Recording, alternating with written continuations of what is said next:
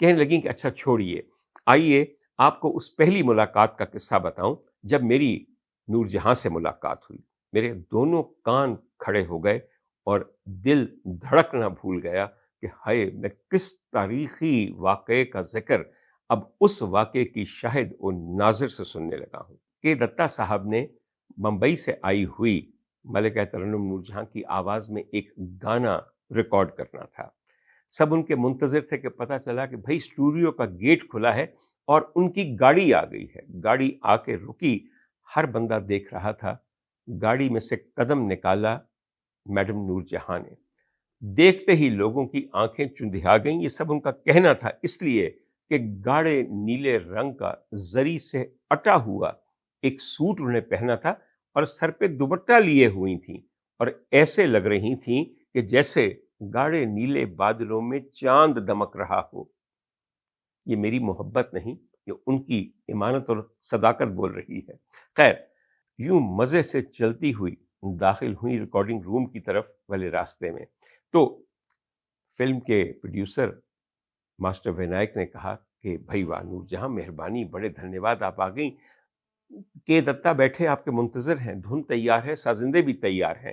تو میڈم نے بڑے اطمینان سے کہا میں بھی تو تیار ہوں۔ آگے بڑھنے لگیں تو انہوں نے کہا کہ وہ نور جہاں، یہ بچیوں کا پریچے کرانا تھا۔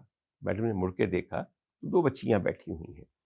میں نے کہا کہنے لگے کہ یہ ہمارے مراٹھی تھیٹر کے بہت بڑے گلوکار تھے، ماسٹر دینا ناتھ منگیشکر، اور ساتھ ہی کانوں کی لو کو چھوا۔ تو نور جہاں نے بھی ادب سے اپنی نگاہ بدل کے ان کی طرف دیکھا۔ یہ ان کی بچیاں ہیں، ان کا تو دیہانت ہو گیا۔ میڈم نے پیار سے نظر ڈالی اور کہا اچھا، اللہ اچھی قسمت کرے۔ ایک دم سے ماسٹر ونائک بولے نور جہاں یہ گاتی بھی ہیں۔ یہ سن کے میڈم نے ان کی طرف مسکرا کے دیکھا اور کہا گاتی ہو، اور ساتھ ہی قدم اٹھا کے آگے چلی گئیں، اشارہ یہ کیا کہ میرے پیچھے آؤ۔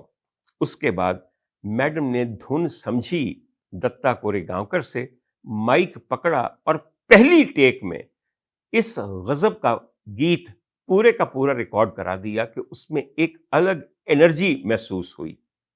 یہ وہ پہلا درس تھا جو لتا مئی منگیشکر کو اور آشا منگیشکر کو قصور کی نور جہاں نے دیا کہ گاتی ہو تو آؤ سنو کہ گایا کیسے جاتا ہے۔